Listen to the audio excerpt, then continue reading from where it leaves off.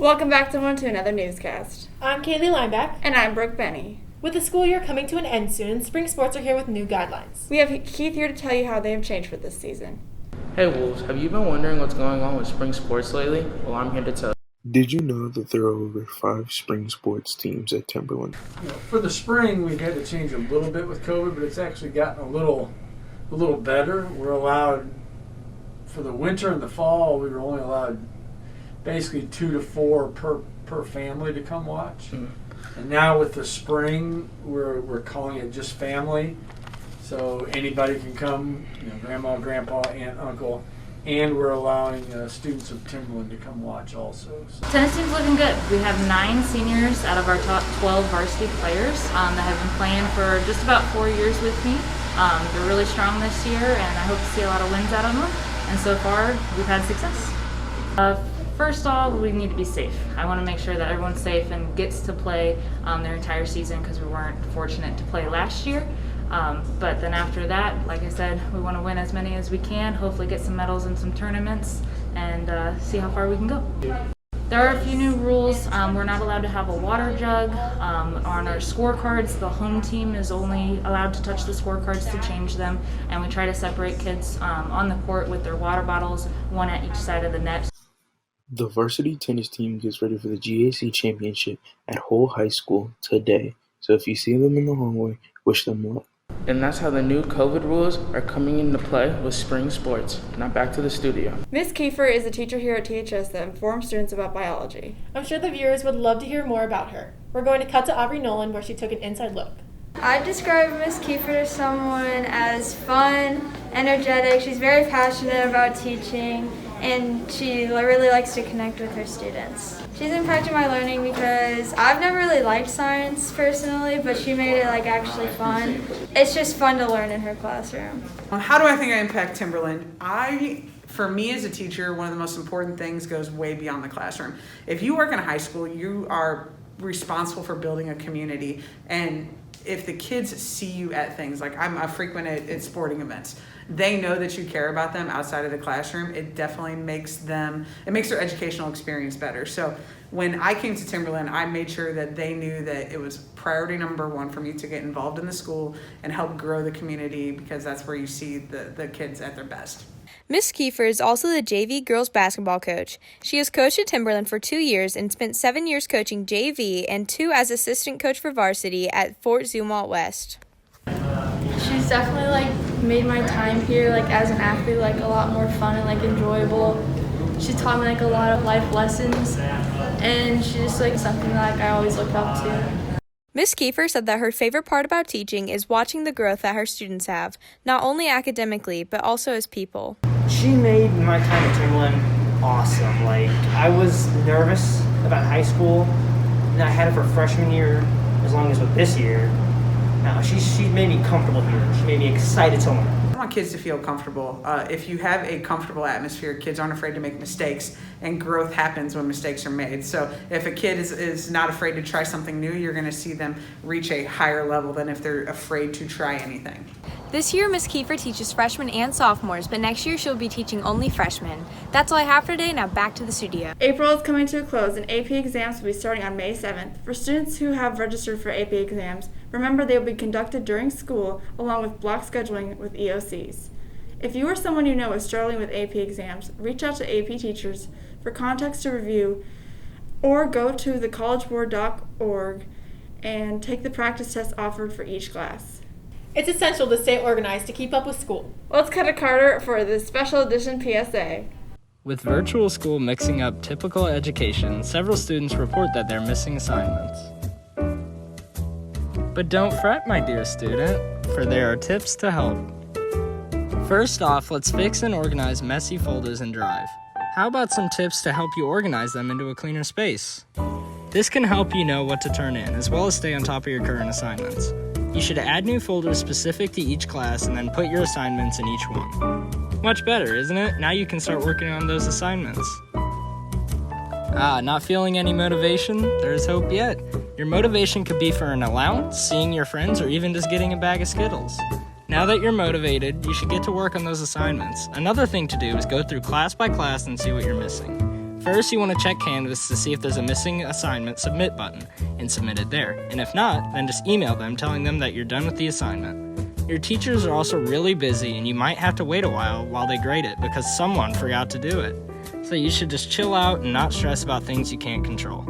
In the future, all I ask is that you submit your assignments. With all that said, get those done and let's get back to the studio. I've noticed something is different at school. What is it? The new monitors in the hallway? New posters? No, not that. I think it's the walls. Oh, you must be thinking about Caitlin Rushing's new paintings around the school. Hi, I'm Kaylee. I'm back with WHTV. Have you seen the new paintings around the school in the hallways and bathrooms? Well, the culprit is Caitlin Rushing. Let's see her impact on the school and how it's affected the students and staff. Caitlin brought together her troop of workers over spring break to spice up the stairwell's walls. These people included Paige Cotman, Andy McCool, Mia Gentili, Jackson Petty, Tabitha Schatt, and others. So I decided I want to paint the school for my Girl Scout Gold Award project. Last year I was trying to come up with ideas and I thought that this would just be a really good way to brighten the school. Caitlin's paintings affect, I think, almost everyone. Just going in there and not seeing a blank wall in your bathroom when you're walking in, or going down the stairs and not seeing just boring walls like you see at other schools, just makes you more happier and just a little more bright. Personally, I think the creative process is all on Caitlin. She did a very great job. She brought us all the designs and we just executed what she wanted, and it couldn't have been any better than that. Caitlin's paintings have affected me because, well, I got to help her paint them, so every time I walk past them, it just makes my day better because I remember everything that we went through to paint them, and I hope that they're helping someone else have a better day too. The bathrooms are kind of plain. Okay, so I mean, when you go into a bathroom, it's kind of plain, and sometimes people are hesitant to go into a high school bathroom. But when you walk into our bathrooms now, there's this bright, colorful artwork with some positive phrases or sayings. So it just makes it a little brighter place to be. I want my paintings to impact people by just if you're having a bad day or if you need some encouragement to get through, you would be able to walk through the hallway or into the bathrooms and just have a little bit of your spirit uplifted. There is an increasing amount of scientific evidence that proves art enhances brain function. It has an impact on brainwave patterns and emotions, the nervous system, and can actually raise serotonin levels, says thehealingpowerofart.org. That was Caitlin Rushing. If you have any ideas of new paintings throughout the school, you can send your suggestions to @CaitlinRushing@WSDR4.org. Ooh, I'm feeling creative. Someone hand me a paintbrush. Thanks. What are you doing? I'm driving a car. Okay, well then, let's go to Caitlin on the Timberland Improv Show. Hello, I'm Caitlin Taylor from WHTV. Improv and the performing arts is a spontaneous performance without specific or scripted preparation. Improv teacher Melissa Queen says that the most rewarding part of teaching improv is watching the students' skills grow throughout the semester, not only with improv skills, but also their writing skills as they develop their sketch comedy skits. Well, actually, my favorite part of taking improv is going to have to be the good friendship I have in the class, because I'm with my buddies. One important thing I've learned is the concept of yes and, which is pretty much just don't deny.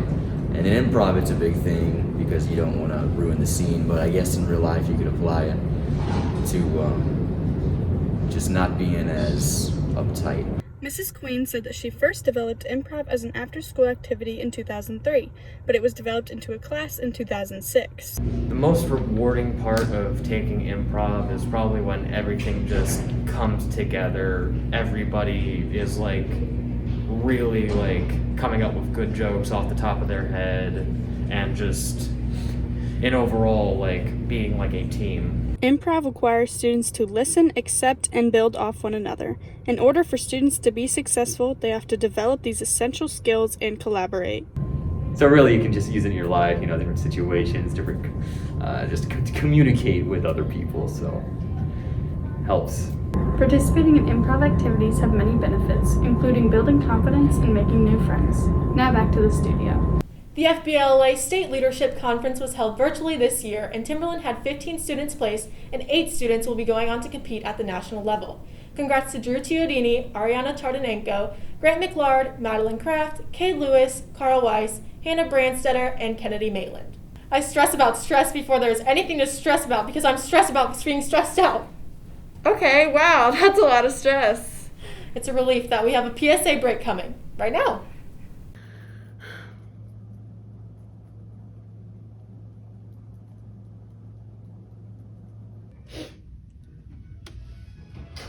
It feels like summer break will take forever to arrive. With no more school breaks lining up for the rest of the year, tests like AP exams and EOCs coming up in May, not to mention finals at the end of the year to look forward to. But like the saying goes, the year will be over before we know it. But until then, here are some tips you can do to ease your stress and manage your work.